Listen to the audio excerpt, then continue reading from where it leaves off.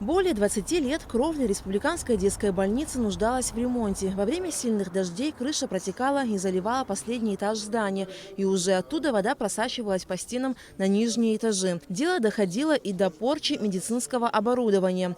Но вот благодаря помощи Минздрава и руководства страны проблема наконец устранена. Полностью заменили кровлю здания и установили окна. Сумма ремонтных работ составила 4,5 миллиона рублей. Крыша сама тоже после урагана, вот если помните, большого урагана, там крышу снесло, там некоторые было принято решение целиком, потому что вот это все было гнилое здесь, это все было поменено. Спасибо компании Апснергылара за оперативную работу в сложных условиях.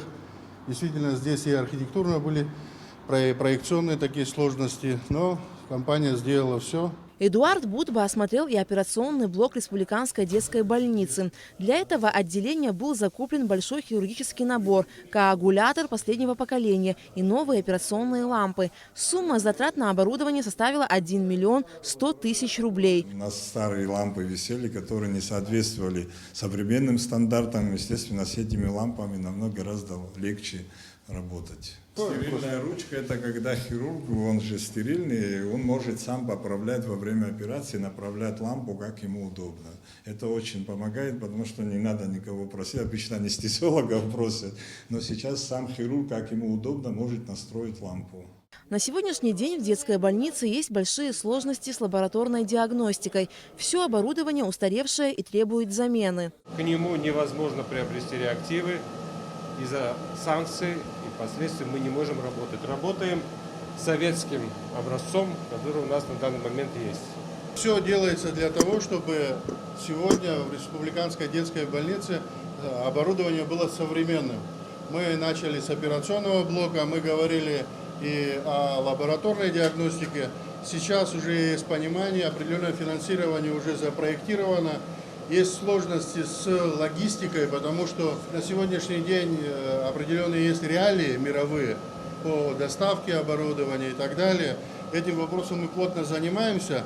Через какое-то время, не буду называть, но мы постараемся привести все те параметры, которые вы здесь заказывали, необходимы. Это биохимический анализатор, и про микроскоп, и про все, которые необходимы для того, чтобы наши детишки получали достойные, современные, качественные анализы.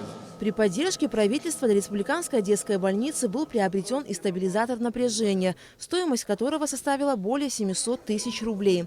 В эти дни в Абхазии находится травматолог-ортопед из Еревана Авсеп Даниелян.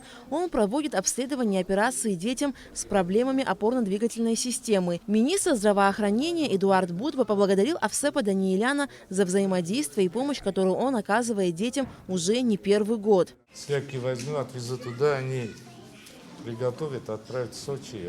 Оттуда. Хочу сказать спасибо за ваш труд. Вам спасибо за Стольких наших детишек вы соперировали и всегда стоите рядом. В сложных случаях консультируете. Еще раз огромное спасибо. Мне очень приятно работать с этим коллективом и коллективом фонда Ашан.